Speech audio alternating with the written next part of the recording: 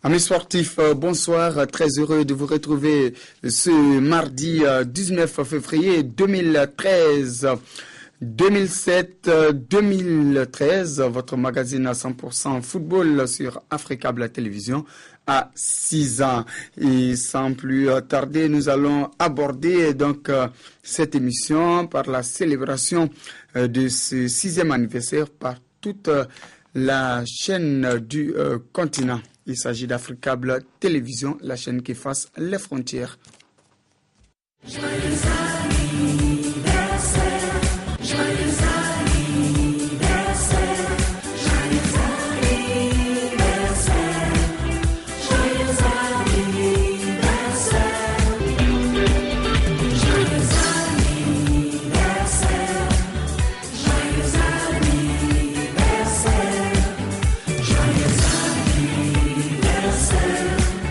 joyeux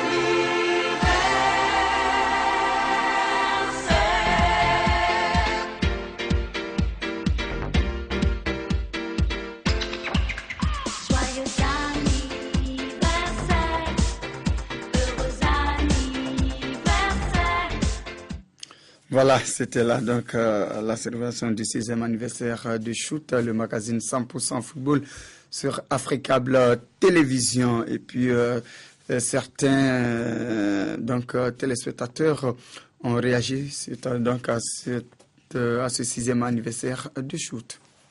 Bon, L'Africable, leur émission, ça a été une fierté pour nous. Parce qu'à travers l'Africable, on maîtrise le football du Ouest africain, même le football mondial. À travers l'Africable, on a tous les derbys. Et puis à travers l'Africable aussi, les championnats maliens, l'Africable a donné de l'engouement au championnat malien. Même les techniciens sportifs de l'Africable, il a à féliciter. Parce qu'il fait beaucoup de recherches. Si c'est leur anniversaire, je peux que les remercier, les féliciter, les encourager. Ils ont tout mon soutien pour promouvoir le football. J'ai été impressionné par votre émission Shoot. Et chaque mardi soir, et puis la rediffusion les jeudis soirs aussi. Vraiment, c'est une émission que j'apprécie beaucoup. Moi, vraiment, je ne saurais vous dire combien de fois j'ai été émerveillé. Parce qu'à travers votre émission, nous avons toutes les informations, que ce soit au niveau national au Mali ici, que ce soit en Afrique, même en dehors du Mali et le monde entier même, surtout les grands derbies, vraiment. Avec l'arrivée de Africable au Mali ici, moi je peux dire que ce n'est pas pour le Mali, c'est pour toute l'Afrique. C'est quelque chose qui est très très intéressant pour toute l'Afrique. Parce qu'à travers l'Africa, on a toutes les informations du football du monde. Bon, moi je suis content sur quelque chose aussi, parce que depuis que l'Africa est arrivé au Mali ici, moi je peux dire qu'il y a une concurrence. S'il n'y a pas de concurrence, il n'y a pas de soirée. Vraiment, on est très très satisfait. On vous remercie beaucoup aussi, Yacouba aussi. Bon, l'émission Chute, moi je suis très content pour vous d'abord, parce que je t'ai vu entrer dans cette fonction de journaliste, radio, reporter, et vraiment tu es à féliciter, à encourager. C'est la création de cette émission Chute. ta main et tes mains sont derrière ça. Et moi, je trouve que c'est une très bonne émission, le fait que chaque fois, vous appelez certains responsables, que ce soit les présidents des clubs, parce qu'en général, on ne donne pas la parole. Hein, c'est l'anonyme du sport malien, mais c'est eux qui financent le sport malien. Mais grâce aux chutes, j'ai vu beaucoup de présidents de clubs qui défilent, qui parlent, qui disent ce qu'ils pensent. Ça, c'est très bien. Je vous souhaite un bon anniversaire, bonne continuité et vraiment plein de succès dans l'avenir. Je commencerai d'abord par souhaiter joyeux anniversaire à l'émission Chute et à travers l'émission Chute Africable Télévision. Et l'appréciation, je dirais, mes idées sont très très bonnes dans la mesure où Chute a comblé depuis son lancement un très grand vide autour de l'actualité, le traitement, la distribution de l'actualité footballistique au niveau national et même international. Chute a permis aux uns et aux autres, aux supporters, de se rapprocher davantage de leurs idoles, j'allais dire de leurs stars. L'actualité au courant, les informations fraîches sur les joueurs, ce qui a permis à l'émission de se frayer un chemin et de permettre ensuite à chaque téléspectateur de se presser pour braquer le regard sur son poste tous les mardis soirs. Donc, ce qu'on peut dire aux initiateurs, félicitations à vous, félicitations à toute l'équipe de Chute pour ces multiples réalisations. Paragraphe, je le roule encore en bambara pour que le message puisse bien passer. Je pense qu'aujourd'hui, quand tu fais le tour, le jour de Chute, je pense que tout le monde est branché sur Africable pour suivre l'émission Chute. Donc, comme je l'ai dit, si c'est une émission quand même qui n'était pas admirée, et vous avez des critiques au niveau de votre station, nous, nos auditeurs, on allait critiquer pour l'émission. Si elle n'avait pas existé, il fallait la créer. Si Chute n'avait pas existé, il fallait la créer. On ne peut que souhaiter bon vent à Chute. Je souhaite avant tout une bonne et heureuse année pour Africable et que je suis de cœur avec eux parce que je les suis de très près. Vraiment, bon anniversaire. L'émission Chute là, bon, vraiment, bon, c'est une bonne chose parce que moi-même, je suis un fidèle de l'émission Chute. Vraiment, c'est une bonne chose et puis ça permet aussi, bon, d'être informé à travers le monde sur le football. Voilà, ils sont très nombreux, ces grandes personnalités, ces autorités quand même qui nous écrivent. Il y a également des ministres et même des chefs d'État qui nous envoient le courrier pour quand même nous signifier qu'ils sont quand même des fans de cette émission Chute. Dans les prochains jours, nous pourrons eux aussi les écouter pourquoi pas leur témoignage. Alors, je suis dans ce studio en compagnie donc de Mamadou Albert Fall de la radio Liberté. Avec lui, nous allons quand même aborder d'autres aspects de cette émission. Alors, Albert, bonsoir. Bonsoir. Merci d'être venu dans ce studio d'Ipri Le Wad. Alors, Chute à 6 ans, qu'est-ce que vous en dites? Quelle appréciation faites-vous de cette émission? D'abord, je dirais que le temps passe vite, puisque je me souviens encore qu'il n'y a pas si longtemps que cette émission a été créée par Africable Télévision. Comme l'ont dit, en tout cas, tous ceux qui m'ont précédé tout à l'heure, il n'y a rien à dire. C'était une émission qu'il fallait créer. Africable a compris, en tout cas, que compte tenu de la popularité même du football, qu'il fallait consacrer une émission entière au football. Vous l'avez fait en essayant de rapprocher les gens, en critiquant, en proposant aussi, donnant des solutions. Et il n'y a simplement rien à dire, c'est beau, Chute, je souhaite à l'émission en tout cas une bonne continuité de très, très longues années devant lui. Voilà, avec Chute, le football africain avance. Et puis, je vous rappelle que le week-end dernier a été dominé sur le continent par les matchs des compétitions interclubs en Coupe de la Confédération. Match nul à Ouagadougou entre le Racing Club de Kadjougou et Sahel Sporting Club du Niger. Score final 1-1 entre les deux formations. Après la CAN, place aux compétitions africaines au niveau des clubs. Le représentant burkinabé en Coupe de la Confédération, le Rail Club du Kadjougou en blanc, est aux prises avec le Sahel Sporting Club en vert à la faveur des préliminaires de la deuxième compétition de la CAF. Dès l'entame, les Nigériens amenés par Swali Okone, l'ex-société de l'EFO, impriment leur rythme et vont parvenir à scorer à la 9e minute par Mahamadou Mustafa Garba. 1-0 pour les visiteurs. Les Faucons qui se sentent offensés vont se créer des occasions de but net, mais se révèlent inefficaces à l'image de Herman Bonaventure Sawadogo. Poteau vide, il rate l'immanquable. 1-0 pour le Sahel à la pause. Et ce, sous les yeux du ministre des Sports et des Loisirs, le colonel Yacouba Ouedraogo. À la reprise, le jeu est décousu. Chacune des deux équipes essaie de maîtriser le cuir.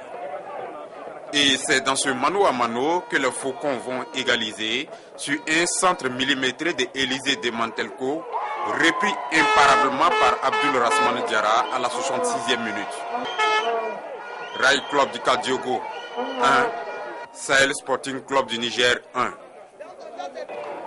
Les Faucons, s'apercevant du score nul défavorable, tentent de trouver la faille une seconde fois.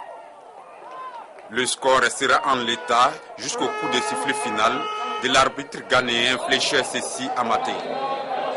Dans 2 semaines à Niamey, le RCK doit montrer un autre visage et surtout être réaliste devant le but en vue d'une qualification au prochain tour. Et puis, bonne opération des Maliens, des 11 créateurs de Nyarela qui sont allés donc tenir en échec les Ivoiriens du Stella Club d'Adjamé, score final 1-1 entre les deux formations. Sortie ratée des Maniants d'Adjamé en Coupe de la Confédération face aux 11 créateurs du Mali.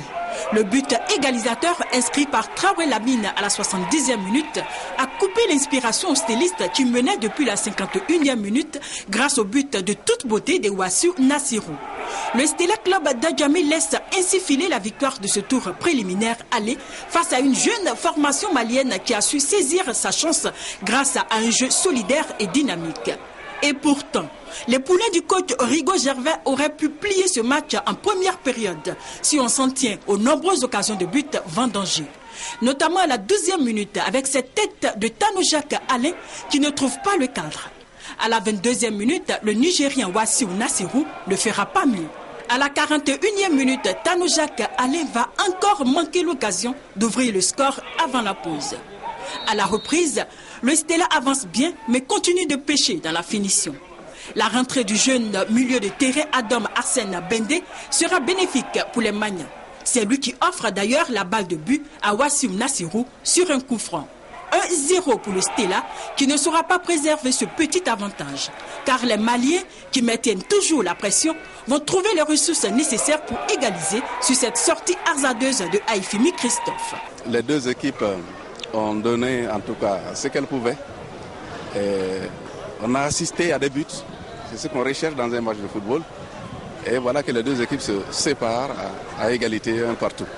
C'est à Bamako maintenant que le reste va se jouer. Voilà. Et nous souhaitons en tout cas que la meilleure équipe gagne dans tous les cas. On a pu faire un match nul. Donc je remercie les jeunes et puis encore on va essayer de travailler encore parce que l'adversaire c'est un gros morceau. Il nous a montré beaucoup de choses, grandes choses. Donc on va continuer de travailler jusqu'à ce qu'on arrive à gagner à Bamako. À un but partout, le Stella se complique la tâche pour le match retour au Mali. Au vu du match, on a eu beaucoup d'occasions de buts, surtout sur les balles arrêtées, on en a eu beaucoup, mais ça n'a pas été cadré, c'est pas rentré au fond. Donc c'est ce qui est décevant. On aurait pris un net avantage. Et ce but qui vient là, vient nous couper l'herbe sous le pied.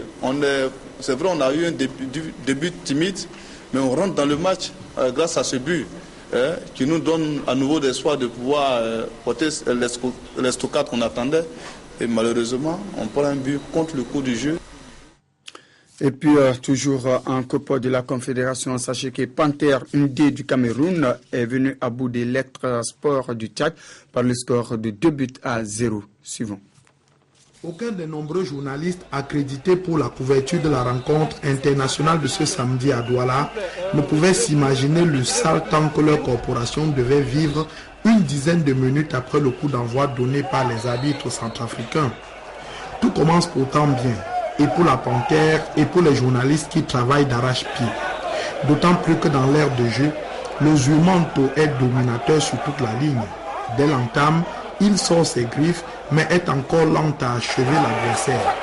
Aux premières, 8e et 10e minutes, Anang et Fodou échouent devant le gardien tchadien. Seul le coup franc d'Aaron de l'export de Viadna est porteur d'espoir pour les visiteurs. Coup de théâtre, on joue la 12e minute. Un monsieur en tenue civile, se présentant comme étant colonel de l'armée, somme la presse de ne plus filmer la partie. En face, on lui oppose sagement une résistance par la non-violence. Malgré cette attitude plutôt responsable de la presse, l'homme remue le couteau dans la plaie. Le colonel, qui surprend même les autorités administratives, revient à la charge. Il reçoit des alliés de la police. La situation dégénère. C'est le sauve qui peut. Journalistes, caméramens et autres photographes sont roués de coups et interdiction leur est donnée de continuer leur travail. C'est sur ces entrefaites que la Panthère, en deuxième mi-temps, marque 2 buts que la presse ne montrera jamais au public camerounais qui s'en serait bien délecté. C'était un match de foot, mais on s'est retrouvé en plein procès kafkaïen. Voilà, et puis en image à présent, l'ASFA Yenega était en déplacement à Cotonou pour affronter, voilà les images qui sont là, l'ASFA Yenega avec son gardien de but Mohamed Kaboré, l'ancien du Stade malien et de la SEC, c'est plutôt l'association sportive du port autonome de Cotonou qui ouvre le score sur penalty et ce joli arrêt de Kaboré. Légalisation de l'ASFA Yenega à la 90e minute de jeu.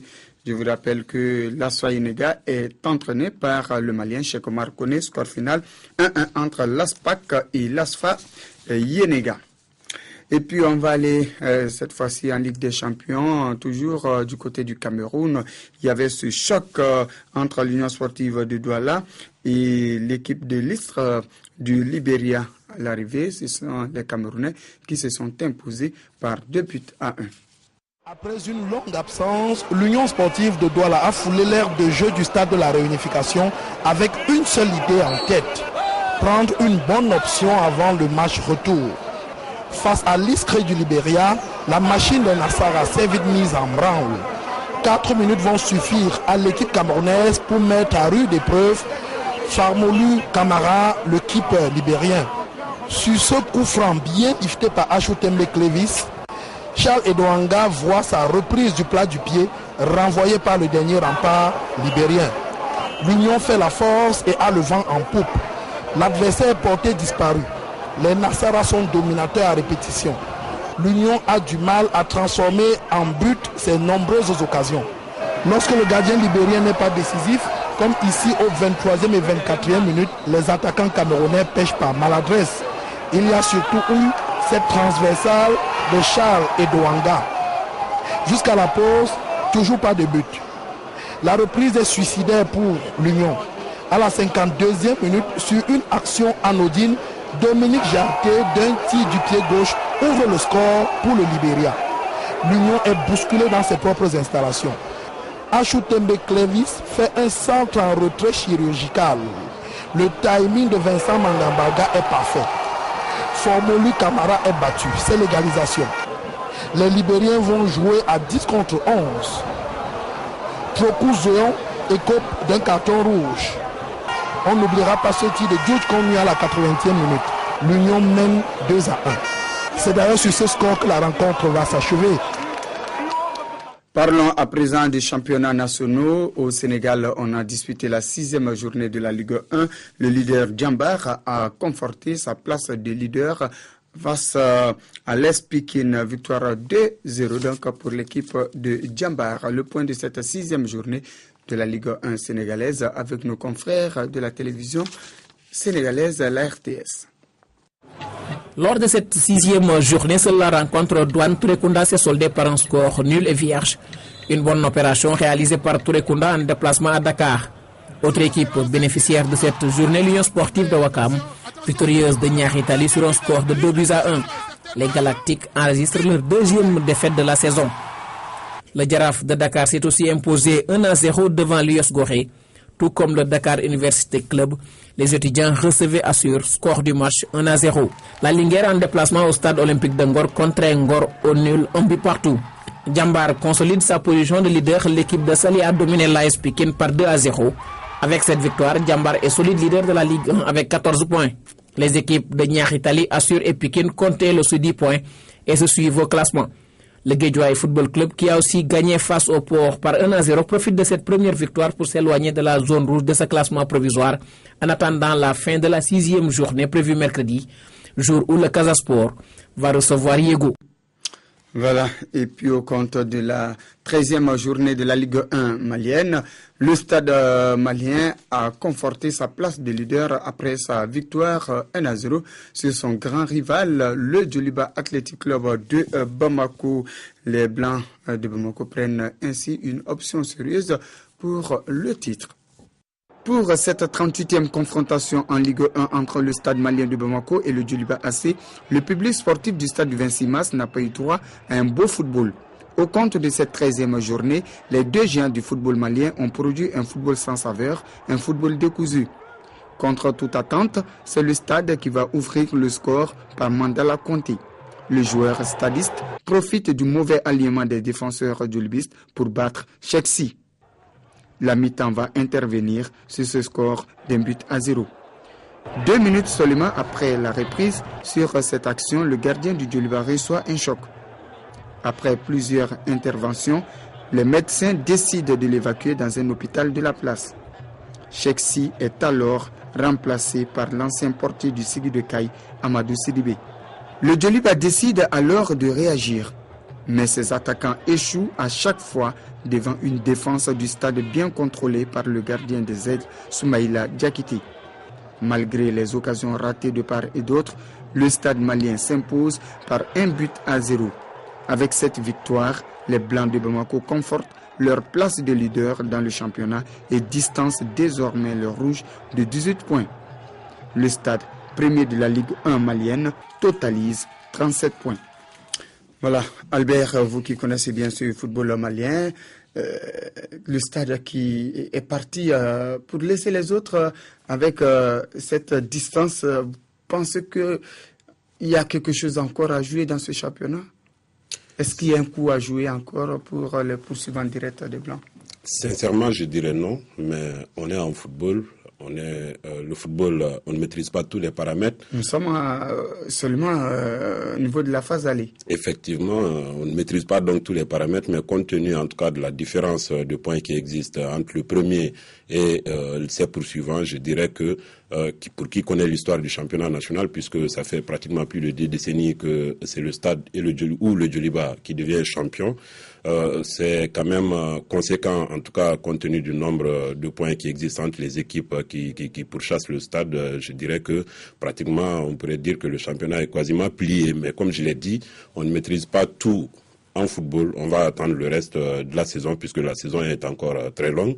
On n'a même pas fini la phase d'aller, il reste encore 2 journées à disputer et puis on va commencer la phase retour, mais quand même ce qui est sûr, le stade malien a de fortes chances pour terminer champion 2012-2013.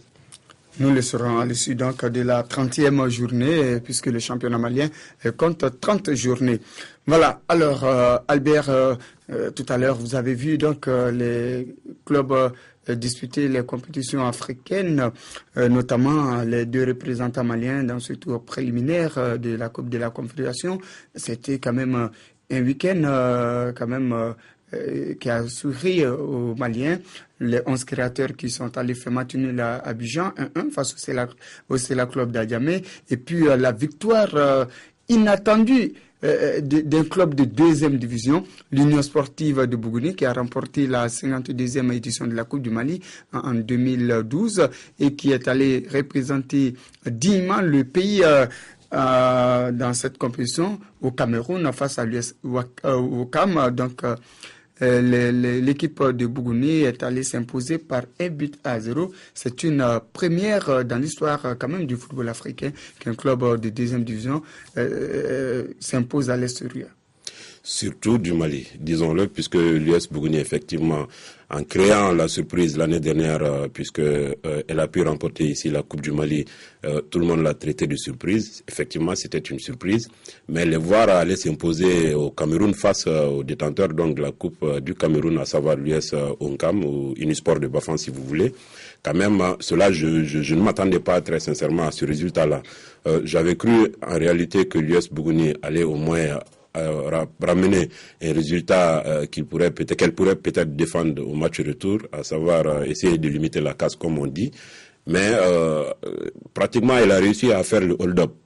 C'est ce que je venais de dire tout à l'heure, qu'on ne maîtrise pas tout en matière de football et que en réalité, vu les prestations de ces deux équipes, de nos deux représentants donc au niveau de la Coupe CAF cette année, je dirais que ça montre tout à fait que même si certaines personnes ne le veulent pas ou bien ne veulent pas le croire, que le niveau quand même du football au Mali est en train de monter en puissance depuis des années. On ne cessera jamais de le dire. C'est les premières sorties, en tout cas, de ces deux clubs sur la scène africaine. Il y avait 2 clubs maliens dans la phase de poule de la dernière édition de la Coupe de la Confédération. Oui, là, c'était pas une surprise. 2 géants, le Stade et le Djoliba. Et le Djoliba qui joue la finale. En 2012, le Mali qui termine 3e à la CAN, 3e également en 2013 à la CAN. On ne peut pas quand même sous-estimer le niveau du football de ce pays. C'est ce que je disais. Et de surcroît, ce sont 2 clubs qui ne sont jamais sortis hors du Mali. C'était la première fois et l'histoire retiendra que c'est une première expédition. Effectivement. Le match, pas de défaite pour les 2 quand même nouveaux clubs, les 2 représentants maliens sur la scène africaine. C'est quand même bon à prendre avant donc le match retour. Oui, effectivement, quand même, elles sont bien parties, ces 2 équipes donc sont bien parties quand même pour se qualifier au moins pour le prochain tour parce que, disons-le net, même dans le reportage sur la télé ivoirienne tout à l'heure, en tout cas la journaliste, celle qui faisait les commentaires, disait que, en tout cas, les 11 créateurs de Niarela, en tout cas, ont joué sans complexe et ont créé de vrais problèmes à l'équipe du Stella. Cela prouve, en tout cas, comme je l'ai dit au début de mon intervention, que le football est en train de monter en puissance au niveau du Mali et que je pense très sincèrement, vu tout ce qui se fait en amont ici au Mali pour nos équipes, à savoir l'US Bougouni, même si elle évolue en 2e division, mais vu tout ce qu'elle a réalisé l'année dernière et les 11 créateurs qui, vous n'êtes pas sans le savoir, avaient dominé au début de ce championnat-là le classement du championnat national. C'est que dire que quand même, ces équipes ont les moyens, en tout cas au niveau technico-tactique sur le terrain, elles ont les moyens de rivaliser avec plus grand qu'elles. Tout à fait. À présent, nous allons écouter les réactions d'après-match. Il s'agit de ce match Stade malien de Bamako, Djoliba Athletic Club. Derby Stade Djoliba, ça s'est jamais joué comme ça. Si la première temps qu'on a produit était vraiment nul, et j'ai dit comme si c'est pas une copie de derby. On n'a pas bien joué, c'était l'énervement que je parlais même de ça. On ne peut pas travailler tous les jours et venir se comporter comme ça. Donc c'est un peu ça qu'on est vraiment déçu aujourd'hui. On peut dire que le championnat est presque perdu pour les Rouges. Ah oui, il était déjà presque perdu. Hein. Nous, on a dit on va essayer on a commencé juste avec une bonne équipe. Malheureusement, quand on essaie même d'avoir une équipe, il y a toujours des partants. On comptait trop sur Bangoura quand même pour jouer dans l'axe. Il est parti avant-hier encore en Guinée. Et donc c'est fait. On cherche toujours. Maintenant, je pense que c'est vrai, on a une certaine copie ici là, que les joueurs ont fini de voyager. Maintenant, c'est à nous maintenant de se stabiliser un peu, de bien se préparer pour la Coupe d'Afrique. Mais je pense que dans le jeu, le stade de Djoliba, il n'y a pas de favoris, il n'y a pas de favoris. Mais je pense que le jeu a été bon dans l'ensemble, il n'y a pas eu de taux d'anti-jeu. Je pense que notre force a été, depuis qu'on a commencé, on est en train de faire de performance en performance. Le Djoliba, il est en doute, qu'il y a une équipe à respecter, un club à respecter. Vraiment, je respecte cette équipe. Mais il faut reconnaître qu'ils sont en doute. Nous sommes en confiance. C'est ce qui a fait la différence aujourd'hui. Bon, face à un adversaire de taille. Bon, c'est sûr qu'aujourd'hui, ça conforte notre position dans le championnat. Et aussi par rapport à tout ce que nous avions pu endurer en termes de souffrance l'année dernière, c'est vrai que ça soulage un peu les esprits, donc on est content. Voilà, c'était là les réactions d'après-match. Et puis il y a eu une forte image qui nous a beaucoup impressionné à l'issue de ce match Stade malien de Bamako. Djoliba contemple la 13e journée de la Ligue 1 malienne. Au terme de ce match, le premier vice-président du Djoliba, également président de la section football, le général Boubacar Diarra, connu sous le nom de Mbaba Diarra, est allé dans le vestiaire du Stade malien féliciter les joueurs stadistes. C'est quand même un scénario qui est rare dans le football malien et c'est arrivé ce dimanche au stade du 26 mars de Bamako. Très bien joué et vous avez une très bonne équipe. Il faut continuer comme ça jusqu'à la finale de la Champions League. Ça doit être votre objectif cette année. Voilà, merci. On sait que... Alors Albert, une appréciation sur ce geste du général? J'avoue ici que je suis moi-même impressionné par ce que je viens de voir tout à l'heure, puisque c'est tout le temps ce qu'on prêchons, en tout cas, à savoir la culture du fair play. Pour qui connaît la rivalité qui existe entre ces deux équipes, voir en tout cas le président de l'un de ces clubs aller dans les vestiaires de l'autre pour les féliciter de leur victoire, cela, il faut le faire et ce n'est pas courant dans le football actuel compte tenu des rivalités, des grands derbys en travers le monde. En tout cas, il y a certains pays, même dans la zone ici en Afrique, où ça pourrait être un rêve qu'ils ne pourront jamais vivre, puisque tellement leur rivalité est une rivalité éternelle. Mais voir cela chez nous, moi, en tout cas, ça m'a impressionné, mais franchement, je ne suis pas surpris. Moi, en tout cas, personnellement, je n'ai pas été surpris, car je connais l'homme. Je sais qu'il a l'habitude de se comporter ainsi, en famille, dans le quartier, dans sa commune. Voilà, donc c'était un monsieur qui est exemplaire sur toute la ligne.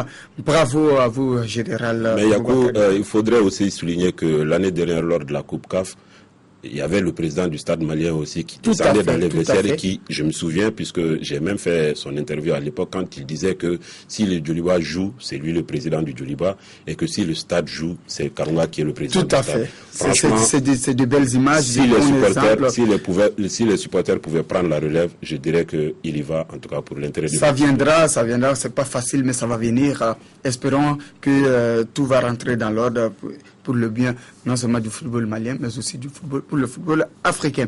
Alors, nous allons à présent voir les images qui vont venir là tout à l'heure sur le petit écran à la fin du match. Les supporters du Djoliba ont quand même encerclé la sortie du vestiaire. Les joueurs ont eu peur des supporters, les joueurs du Djoliba, mais après, ils ont été applaudis par les supporters qui disent qu'ils comprennent vraiment ce qui ne va pas. Ça arrive l'année dernière, vous nous avez donné le titre, vous étiez à la finale de la Coupe de la Confédération. Si cette année ça ne va pas, nous comprenons, nous ne sommes pas des animaux, nous sommes des êtres humains, et quand nous sommes humains, il faut savoir analyser, comprendre aussi ce qui ne va pas dans le club. Voilà, c'était là donc ces belles images filmé ici par Moussa Bari. Alors, nous allons avancer la dernière ligne droite de cette émission avec le dossier Cannes qui est en train de faire couler beaucoup d'encre du côté du Mali. Voilà un dossier très sensible. C'est la raison pour laquelle vous êtes là également, Albert Fall. Nous allons, on a appris après la CAN que le gardien de but du Stade malien, Soubeïla Diakité, était resté en Afrique du Sud pour diverses raisons. Plusieurs informations ont été ventilées, ont fait le tour de la capitale malienne et même du Mali profond. Nous avons rencontré Soubeïla Diakité. Alors, il paraît-il qu'il a eu un contrat en Afrique du Sud. Qu'en est-il? Des dirigeants ont été ciblés, des encadreurs ont été quand même désignés, comme quoi ce sont eux qui ont pris l'argent du jeune homme, du gardien de but du Stade malien après sa signature de contrat. Qu'en est-il exactement? Mais la Diakité nous donne des précisions, c'est en bambara. Juste après, nous allons traduire ça en français pour le bonheur de tous nos téléspectateurs. Amala bargada basi abe bolo manga. Zeo que ni feno soro jamana wala ka figana ka fo ibe gi badolla. Ibna rula ka fa bonye feno soro ube baga nu benaka. Nu ila bla ibe soro kata. Na ko de bon. Ay tar nu be kuma face à face. Nu la fiara nu esa ina bla meta ya pas de problème. Am se ga don ton mine don.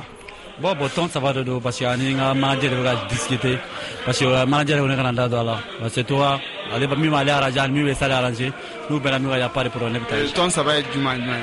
Ah bon était fin la ton ça va là ko do fana ko me encadrement na mun da donala o kuma e chenwa non bon malla be ba nyale fait mais malin dirigeant foi de madala o galoye ko ni bon après que na ko ga boma après que doba fait boga anga gare ko gadien o be sa que mo si dama donner le transfert là avec les gars tonne chez ani manager c'est tout. Voilà Albert, c'était là les éclaircissements là du gardien de but du Stade malien et des Aigles du Mali, Soumaïla Diakité. Voilà, on se rappelle de son exploit en quart de finale contre les Bafana Bafana. Il avait arrêté 2 tirs sud-africains. Alors, il a été clair, hein, pas de dirigeants impliqués dans ce contact. C'est un contrat qui est pour le moment en négociation. Ce n'est même pas encore signé, d'après ce qu'il vient de nous dire. Aucun entraîneur n'est impliqué dans ce contrat, ni un dirigeant de club ici au Mali. Alors, beaucoup de choses ont été dites concernant ce fameux contrat, qui n'est d'ailleurs pas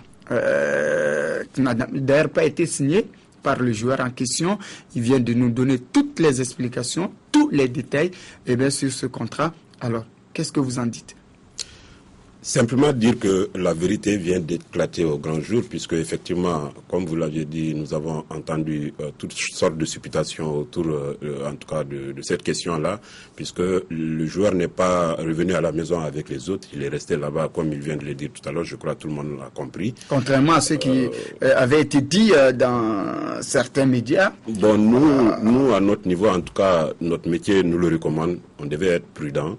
On a été prudent puisqu'on a fouillé. Même dans ses propos, quand vous lui avez demandé quels sont les 3 clubs avec lesquels il négocie, il n'a pas voulu le dire, mais nous avons fouillé et nous avons une petite idée sur la question. Mais on va garder ça puisque, en tout cas, c'est son secret, en tout cas intime, on ne va pas le dévoiler. Mais ce qui est sûr et certain, des rumeurs, en tout cas des informations circulaires qui nous avaient vraiment étonnés, parce que moi je ne pensais pas réellement que après la CAN et que des membres de l'équipe nationale puissent aller d'eux-mêmes négocier au nom de Soumaïla alors qu'ils... C'est ce qui avait été dit, ce sont ces informations qui quand même avaient été relatées par certains médias de la place. Alors nous avons quand même fait aussi à notre niveau des investigations, parce qu'ici à Africa Télévision, nous n'avons pas cette habitude de quand même diffuser des informations non fondées. Ça ne nous ressemble pas et nous ne pensons pas que c'est dans cette méthode que la vérité triomphera. Nous sommes allés à la base, à la source, recueillir les informations qu'il faut pour nos téléspectateurs. Je crois que tout le monde a été aujourd'hui édifié sur ce fameux contrat de Soumaïla Diakité. Non, il n'y a rien à dire. La vérité, comme je l'ai dit, vient d'éclater, puisque en tant que journaliste professionnel, il nous fallait être prudent. C'est ce que j'ai dit. Vous avez été prudent en allant chercher l'information à la source. Le joueur lui-même vient d'évoquer que seul le Stade malien, son agent et lui-même sont en train de négocier et qu'il n'y avait personne derrière. On avait même dit qu'il y avait l'entraîneur, on va le dire puisque ça a été ainsi, que l'entraîneur des gardiens de l'équipe nationale et un dirigeant, en l'occurrence le premier vice-président de la Fédération malienne de football, était avec le joueur en Afrique du Sud pour négocier au nom du joueur. Cela, moi, quand je l'ai appris, franchement, ça m'a donné des frissons puisque au même moment, l'entraîneur des gardiens était à Bamako, le premier vice-président était également à Bamako. Bon, de tout qu'on fait, en tout cas, il fallait être prudent, c'est tout ce que je peux dire, il fallait être prudent. Mais moi, j'ai été quand même indexé. Pourquoi, dans ce go, vous n'en parlez pas sur votre plateau? J'ai dit non, nous, Africable, nous n'avons pas cette habitude de diffuser les informations comme le font la plupart de certains journaux, de certaines radios. Chez nous, en tout cas, il fallait à la source vérifier l'information, se rendre compte que cette information est vraie, voilà, pour qu'elle soit quand même exploitable. Je crois que nous avons joué notre rôle de journaliste professionnel et aujourd'hui la vérité a triomphé. Et je crois que tout le monde, à travers cette déclaration de Soumaïla Diakité pour nos téléspectateurs maliens, vous avez été beaucoup édifiés sur son contrat, sur son avenir footballistique. Oui, rien à dire. On va laisser en tout cas la réponse de Soumaïla être interprétée par les téléspectateurs qui ont eu la chance en tout cas de l'écouter ce soir. On va laisser cette information de cette façon, mais quand même qui prouve encore une fois que ce qui avait été dit auparavant n'était pas la réalité et qu'aujourd'hui la vérité a éclaté. Tout à fait. Alors, Seydou doit continuer avec les Aigles? Carteron doit être maintenu ou viré? Élément de réponse dans ce reportage. Moi, personnellement, je peux dire que les Aigles de Mali, ils ont fait des résultats qui n'ont pas très très mauvais, mais on n'est pas satisfait d'un côté aussi parce que l'équipe n'est pas tellement à la hauteur aussi. Donc vraiment, il faut que les dirigeants n'aient qu'à voir de ces problèmes-là aussi. Donc pour rester l'entraîneur là, moi je peux dire qu'on peut le maintenir, il n'y a pas de problème. Seydou, il est très très intéressant dans l'équipe nationale parce que vraiment, s'il reste, vraiment c'est bon. Il n'a qu'à rester. Je crois que malgré son jeune âge et l'inexpérience qu'il a, moi je crois qu'on le garde parce que 2015 c'est pas loin. Nous sommes aussi dans les éliminatoires de la Coupe du Monde. Donc il y a eu des erreurs, c'est vrai, certaines erreurs cette fois-ci. Et je pense que si on l'aide à corriger ça, nous pouvons essayer d'espérer sur un bon résultat. Moi je pense qu'on doit le garder. Dans la continuité c'est mieux parce que nous on change d'entraîneur presque à chaque CAN. Moi, je trouve qu'on essaie de faire 2 CAN ou 3 CAN avec un seul entraîneur pour voir le résultat. Non, on doit garder Seydou. Seydou, on dirait qu'il a eu une nouvelle jeunesse. Seydou doit être gardé jusqu'en 2015 quand même, parce que jusqu'à présent, ça va, il continue et vraiment, il est bien avec les jeunes. En tout cas, ici à Bamako, durant toutes les 2 CAN qu'il a eu à être capitaine, nous n'avons pas entendu de son de cloche disant qu'il y a des bruits dans la maison ou chose. Moi, je pense qu'avec la nouvelle génération qui monte, Seydou peut rester pour les guider un peu. On a besoin de lui, de son expérience quand même. Est-ce qu'il doit être maintenu à la tête des Aigles? Quelque part, je vais dire oui. Oui, pourquoi? Parce que les multiples changements d'entraîneurs vont amener leur corollaire de reprise totale. Donc on a toujours une équipe à remettre en place et on reprend toujours à zéro. C'est vrai, il a fauté et j'ose croire que lui, en ayant la chance d'être maintenu à son poste, tirera les enseignements et tous les enseignements de cette CAN. Sinon, c'était lui quand même le principal responsable de la défaite des Aigles. Je pense que Seydou doit toujours continuer à servir ce pays. Il doit toujours continuer à jouer, à faire partager son expérience au groupe. Aujourd'hui, le Mali a plus que jamais besoin de Seydou au sein de l'équipe. La question ne doit même pas se poser. C'est vrai que, comme il a dit, 33 ans, il a beaucoup de choses encore à donner à l'équipe. Et je suis sûr que Seydou réfléchira beaucoup avant de dire qu'il va prendre une telle décision.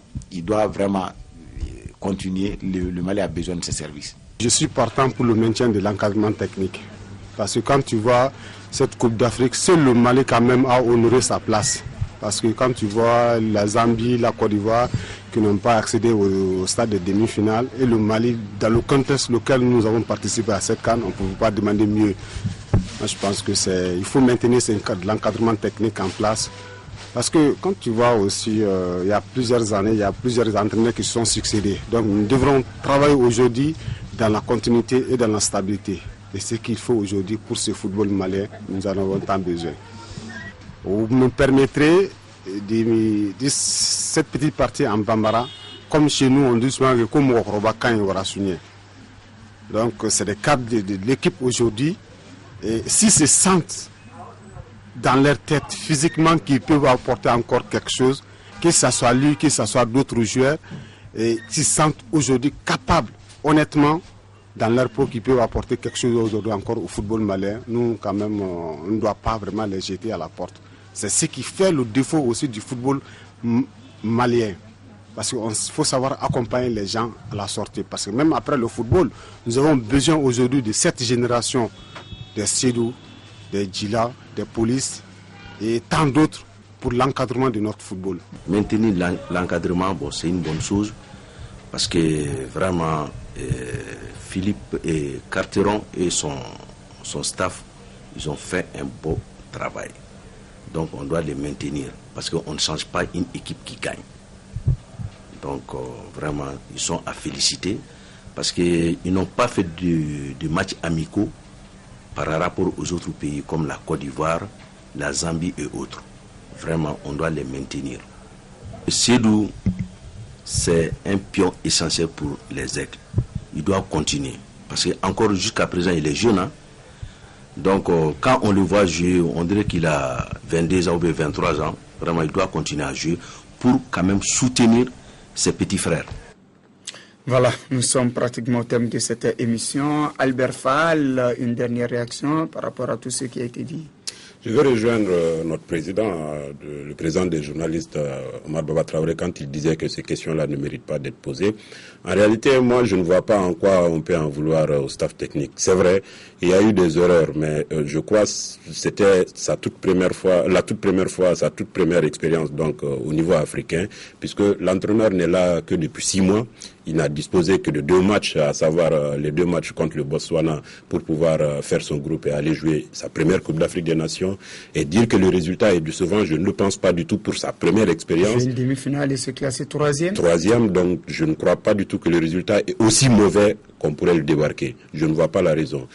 Concernant le cas de Sédou, je dirais le garçon, tant que, à mon avis, qu'il soit Sédou ou un autre, tant qu'il a toutes ses facultés mentales, physiques et techniques, je crois il se doit en tout cas de continuer, surtout d'encadrer ces jeunes pour l'avenir. Parce que pour moi, à mon avis, la porte de sortie est encore très loin pour Sédou.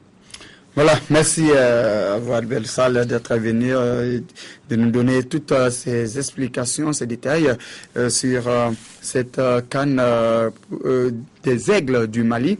Voilà, c'est tout pour aujourd'hui. Merci à toute l'équipe de production, notamment au réalisateur du jour, Guy Malaké, et tout son staff. Merci à la régie qui était là pour nous assister tout au long de cette émission. Et merci à vous également, Albert Fall, pour avoir répondu à notre invitation. J'espère vous retrouver le mardi prochain pour d'autres informations footballistiques. Mais d'ici là, restez branchés devant vos postes téléviseurs. L'information continue sur Africable Télévision.